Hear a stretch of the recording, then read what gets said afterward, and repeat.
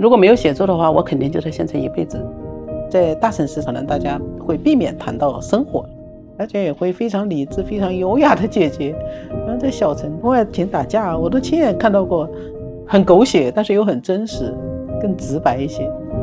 我写了一些女性，她们或多或少受了一定的伤害，被家庭被社会模式的为了维持这个家庭的体面，自己做出一些牺牲的女性。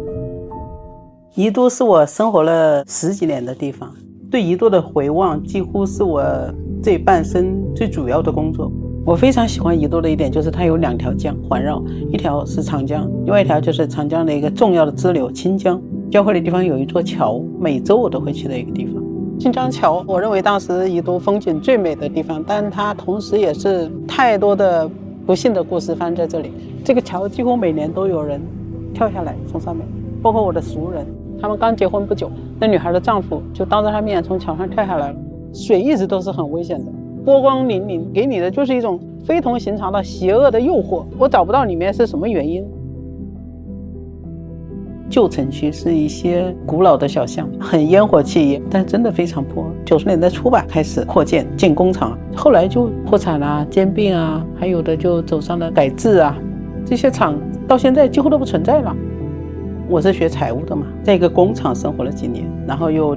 调到银行。在我父亲统治这个家庭的时候，他的规划里也是没有为女孩子安排什么的，对我哥哥们会要求会不一样。至于我，他会觉得你终归是别人家的人，他不管你考取的是大学还是中专，还是你有没有自己的想法。我高考的时候不幸生了病，我中专2年几乎就一直在那种沮丧的氛围当中，这也导致我发疯一样，在那2年几乎把我们图书馆里面的文学作品都读完了。我在宜都那几年，曾经有人非常友好的形容我，他就是个疯子。有一阵子我会跑步，但是后来就觉得坚持不下去，就是因为太难找到同类，但是女人们好像就特别少，而且还会遇到骚扰。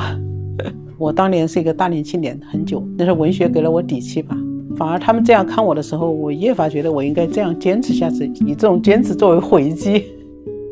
你在这么小的地方，你其实没有人可以吸引你啊，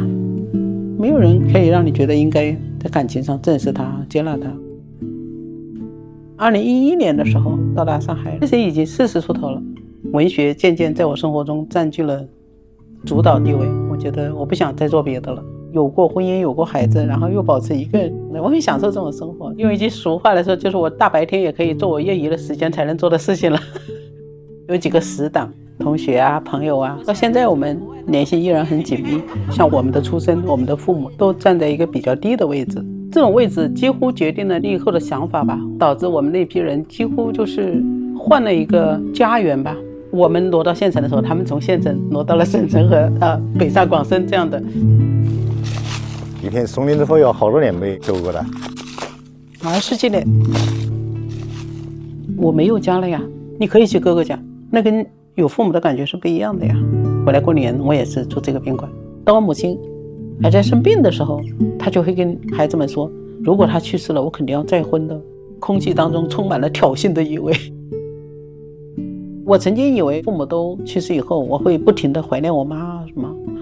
但实际上相反，我的父亲在我心中留下的印象很多都是负面印象，但我对他想的最多。也有人说你老了会不会回到故乡来啊？曾经这个想法诱惑过我，